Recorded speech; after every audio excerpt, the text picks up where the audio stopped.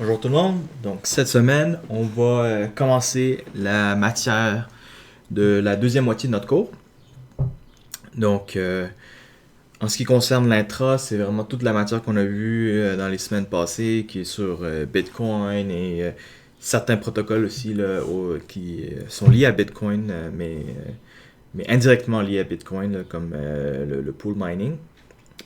Donc ça c'est beau pour l'intra. Maintenant, passons à ce qu'il y a au-delà de Bitcoin, donc dans des systèmes là, plus modernes de blockchain comme Ethereum et Hyperledger.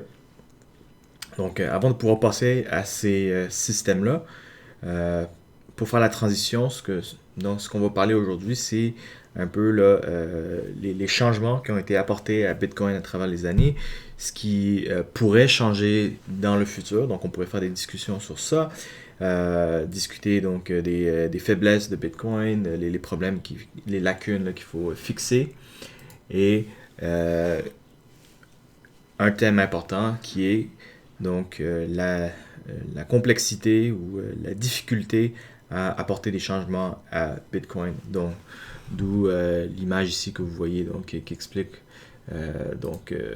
qui résume un peu là, un des problèmes principaux de Bitcoin, qui est la scalabilité, donc la performance, la mise en échelle de Bitcoin et la complexité là, de adresser ce problème-là, ok, parce qu'il y a toutes sortes de considérations à prendre en compte pour faire ça.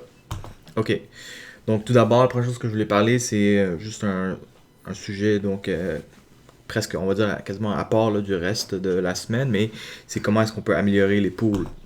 Donc, je parle de ça tout de suite parce que la semaine passée, on a parlé de pools, donc c'est vraiment, ça fait vraiment directement lié à ce qu'on a parlé la semaine passée. Donc, ce qu'on avait dit la semaine passée, c'est que dans les pools, le problème, c'est que c'est centralisé dans le sens que les participants du pool, donc les mineurs là, qui contribuent leurs ressources au pool, qui soumettent leurs shares qui se font payer par le gestionnaire de pool, ben, doivent faire confiance que l'opérateur comptabilise correctement toutes les données qui vont vraiment payer là, les mineurs. Donc, une façon, là, donc si quelqu'un n'est pas confortable là, euh, un mineur veut pas faire confiance à un opérateur de pool comme ça, là, ou vraiment croire à la nature décentralisée de Bitcoin, mais voudrait quand même là, se mettre ensemble avec d'autres gens puis coopérer pour partager des récompenses. Ben, à ce moment-là, il existe une solution qui s'appelle peer-to-pool. Okay? Donc, comme le nom l'indique, c'est une façon décentralisée de faire du minage en pool. Okay? Donc, première chose à indiquer, c'est que les mineurs qui sont dans le peer-to-pool doivent obligatoirement être des full nodes sur le réseau Bitcoin. Okay? Donc ça, c'est contrairement à ce qu'on a dit la semaine passée où on avait dit, par exemple, que les participants d'un pool Stratum ou autre n'ont pas besoin de maintenir la blockchain au complète ou quoi que ce soit, juste besoin de essentiellement écouter des instructions, là, des jobs qui viennent là, du serveur de pool. Mais dans peer-to-pool, c'est pas pareil. On va avoir besoin que tout le monde est directement connecté au réseau Bitcoin et une copie complète du blockchain, etc., etc. Donc, on va voir pourquoi on a besoin de ça. Donc, ça peut être un avantage, ça peut être un inconvénient. Donc, c'est à vous là, de discuter de ça puis de penser un peu là, si vous trouvez que c'est une bonne chose ou pas là, de forcer les mineurs de pool à aussi être des full nodes sur le réseau Bitcoin. Ok, donc premier concept que Peer-to-Pool utilise, c'est le concept là, de share chain. Donc essentiellement, Peer-to-Pool a son propre blockchain. Ok, blockchain qui est complètement, on va dire, plus ou moins, là, mais complètement, on va dire, essentiellement là, indépendant là, de la chaîne de Bitcoin. On va voir qu'il y a il y a des blocs qui peuvent être partagés entre les deux, mais normalement, c'est une chaîne là, qui est indépendante. Et c'est une chaîne qui va enregistrer les shares. Donc, vous pouvez imaginer que euh, essentiellement, le concept de share, c'est le même que dans les pools centralisés où chaque share a une difficulté là, vraiment facile à miner. Et un share, c'est essentiellement un bloc qui bat un bloc de Bitcoin qui bat la difficulté, euh, une difficulté qui est réduite, difficulté faible, qui est la difficulté du share, mais qui ne bat pas la difficulté du réseau Bitcoin lui-même.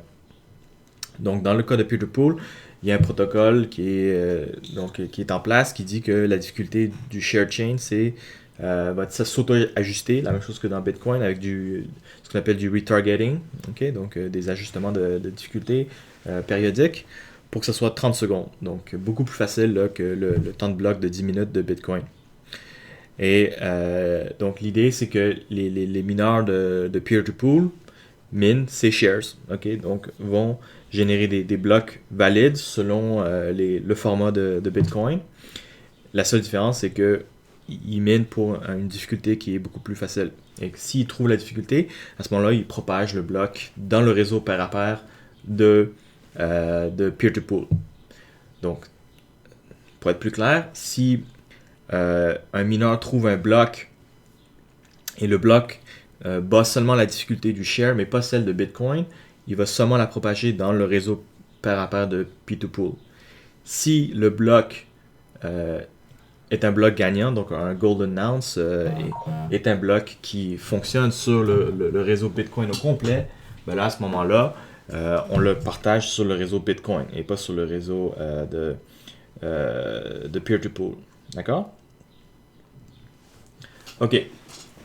Donc c'est comme ça que ça fonctionne. Bon, maintenant, il y a une autre contrainte à ajouter pour utiliser Shared Chain, okay? C'est que les blocs qu'on va miner vont être des blocs valides sur Bitcoin, mais on va forcer, en plus de ça, que le Coinbase a une forme spéciale. Okay? Et la forme spéciale du Coinbase, essentiellement, donc normalement le Coinbase envoie juste l'argent à une adresse, qui est l'adresse là, du mineur qui a gagné. Ben ici, ce qu'on va forcer dans Peer-to-Pool, c'est que le Coinbase a une forme spéciale qui va avoir multiples sorties et va payer les participants du pool. D'accord? Donc on force tout le monde essentiellement à utiliser un Coinbase qui est déterminé par le protocole du réseau Peer-to-Pool. Donc qu'est-ce qui se passe? Ben, si un bloc est miné et gagne la difficulté du réseau Bitcoin, ben là, à ce moment-là, le mineur gagnant va partager ce bloc-là, et ce bloc-là va contenir le Coinbase qui va payer tout le monde. Donc, essentiellement, c'est comme ça qu'on est capable de partager les récompenses. C'est-à-dire parce que tout le monde est tenu de miner un bloc avec un Coinbase qui paye tout le monde. Si je mine pas correctement, donc je mine un bloc mais qui n'a pas le bon Coinbase, par exemple je mets un Coinbase qui paye moi-même, ben là, qu'est-ce qui va se passer? D'accord? Donc, si j'ai battu la difficulté du share, okay, de 30 secondes, et que je propage ce bloc-là avec un Coinbase qui est invalide pour peer-to-pool, mais là, les autres mineurs vont rejeter mon bloc. Parce que bien que ce soit un bloc valide selon les règles de Bitcoin, mais selon les règles additionnelles de peer-to-pool, le Coinbase n'est pas valide, donc mon share serait rejeté. D'accord? Par contre, si je trouve un ounce fonctionnel pour Bitcoin, bien évidemment, à ce moment-là, je peux juste le propager sur Bitcoin et mon Coinbase va me payer 100% des récompenses de Bitcoin. Mais le problème, c'est qu'à l'avance, je ne sais pas là, quand je mine, est-ce que je vais miner, je vais être assez chanceux pour trouver le prochain bloc de Bitcoin ou je vais trouver seulement un share de peer-to-pool. D'accord? Donc, si je pouvais prédire à l'avance que j'allais être chanceux puis que j'allais gagner le prochain bloc de Bitcoin, ben là, évidemment, j'aurais pas miné sur j'aurais pas miné avec un Coinbase spécial pour peer-to-pool, puis j'aurais juste miné avec un Coinbase de Bitcoin pour moi-même. À ce moment-là, ce serait comme l'équivalence de faire du solo mining. Mais pour être safe, okay, pour m'assurer que mes efforts vont pas être perdus, et si je mine pas un bloc gagnant pour Bitcoin, et dans la grande majorité du temps, mes blocs vont perdre, là, je peux pas gagner à tous les coups, ben, c'est mieux pour moi de respecter les règles de peer-to-pool, puis de miner un bloc avec le Coinbase spécial pour qu'au moins je puisse soumettre ça comme share pour essentiellement m'inscrire dans peer-to-pool comme avoir obtenu une share. Puis on va voir là, ça sert à quoi d'obtenir des shares dans le point après. Ok? Donc c'est ça qui motive les gens là, à miner selon les règles de peer-to-pool. OK? Mais l'idée, c'est qu'on est en train de faire ce qu'on appelle du merge mining. On mine à la fois sur Bitcoin, puis à la fois sur le blockchain, le share chain de peer-to-peer. Donc, comment est-ce qu'on détermine qui fait partie du Coinbase? C'est en utilisant le modèle de récompense qui s'appelle PPLNS, Pay per Last N Shares. Okay? Donc, on peut imaginer que ce qui est important dans Share Chain, c'est les 8640 derniers blocs, les 8640 derniers shares. Okay? Et là, ce qui se passe, c'est que quand moi, j'ai miné un share qui est valide, je le partage avec tout le monde, ça met à jour le Share Chain et ça devient la nouvelle tête du share. Okay? Donc, ça devient donc le bloc le plus récent. Ça, essentiellement, ça kick out, okay? ça invalide le share qui était au tout début de cette file, okay? Qui était donc, moi, je viens d'ajouter le 8640e bloc, donc ça invalide le premier bloc qui était dans la blockchain. Et donc, c'est comme une file qui se déplace comme ça. Okay? Donc, c'est comme une fenêtre glissante. OK? Et là, l'idée, c'est que dans mon Coinbase, qu'est-ce que je suis censé faire? Je suis censé regarder quels sont les propriétaires des 8640 dernières shares et je divise la récompense du Coinbase donc proportionnellement là, aux propriétaires de ces shares-là. Donc, si quelqu'un, par exemple, a miné les 4000 derniers shares du share chain, ben là, il va recevoir là, environ un peu moins de 50% là, du prochain bloc de Bitcoin. Mais le problème, c'est que le share chain évolue constamment à chaque 30 secondes. Donc, je peux pas juste là, miner 4000 shares puis dire là, c'est correct, je vais obtenir 40% 50% de tous les blocs minés dans le peer-to-pool. Non, parce que éventuellement, mes shares vont sortir de la file, okay, vont être droppés. Puis ça me force à continuer à miner là, pour maintenir là, ma proportion des shares dans le pool. Bon, éventuellement, il y a des gens qui... la plupart des blocs minés dans peer-to-pool, ça va être juste des shares du peer-to-pool. Mais des fois, il va y avoir des blocs qui vont gagner. Et là, ces blocs-là qui vont gagner, on va les partager sur Bitcoin, le réseau complet. Et le Coinbase va diviser donc l'argent au moment où le share est trouvé. Okay?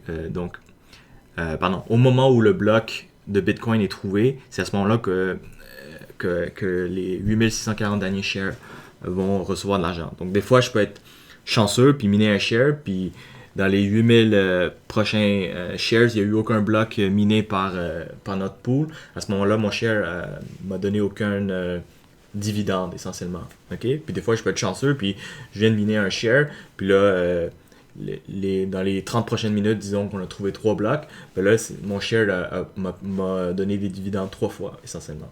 Okay? Donc, c'est pas un système qui est tout à fait, là, on va dire, équitable. C'est-à-dire que les shares peuvent... il peut y avoir de la chance, un peu de la variation dans combien de récompenses peut être payé par share, là, dépendamment là, donc, la fluctuation dans les blocs de Bitcoin trouvés par le pool. Okay?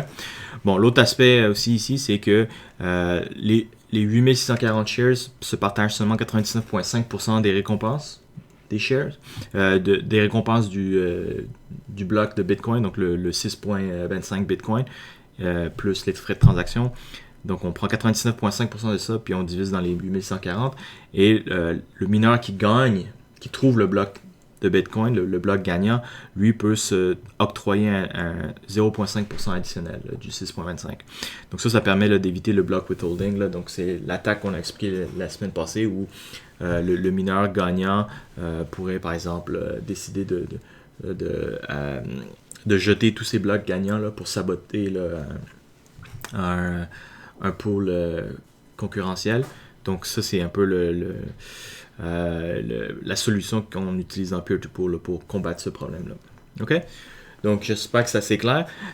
Donc, évidemment, là, à ce moment-là, vous pouvez discuter. Là, vous voyez ce protocole-là. C'est un protocole très élégant là, pour faire une décentralisation du pool de mining essentiellement en ajoutant des nouvelles conditions là, au-dessus des blocs de Bitcoin pour qu'ils soient valides aussi dans le réseau peer-to-peer. Mais il y a des avantages puis il y a des désavantages, donc c'est quelque chose qu'on pourrait discuter la prochaine fois. Là. Ok, donc si je vous donne un exemple, donc imaginons là, qu'il y a un bloc là, de Bitcoin ici. Donc, ça c'est le bloc Bitcoin le plus récent, on va dire, ok. Après ça, quelqu'un ajoute son share, ok, donc se met un share, là, ajoute son adresse là-dedans, un autre share est trouvé, un autre share est trouvé, ok, donc tout le monde inscrit leurs adresses. Mais là, la prochaine fois que un bloc a été trouvé sur le réseau Bitcoin, ok, ben, ce bloc-là va contenir là, les adresses là, des shares des 8640 shares là, qui ont été trouvés entre-temps, d'accord? Donc, c'est comme ça que ça fonctionne. Et la difficulté du share est beaucoup plus facile là, que la difficulté là, du réseau Bitcoin. Okay? Donc, tous ces shares-là sont aussi des blocs valides sur le réseau Bitcoin, mis à part le fait qu'ils ne battent pas là, la difficulté du réseau Bitcoin. Okay? Mais au moment où le mineur l'a miné, il ne savait pas là, s'il allait gagner ou pas. Donc c'est pour ça qu'il a adopté ça. C'est la même chose pour lui. Au moment où le mineur a fait ce bloc-là, ben, il ne savait pas s'il allait gagner ou non. Donc, c'est pour ça qu'il a formulé le Coinbase spécial de peer-to-pool. Okay? Juste au cas où il n'avait pas gagné. Mais là, dans ce cas-ci, il a été chanceux, il a gagné. Donc là, il peut le mettre sur le réseau Bitcoin, mais malheureusement, il n'obtiendra pas là, toutes les récompenses là, du bloc. Mais c'est comme ça que ça fonctionne. Ok, je pense que ça va être tout pour cette vidéo-là. Puis après ça, on va parler là, de SegWit.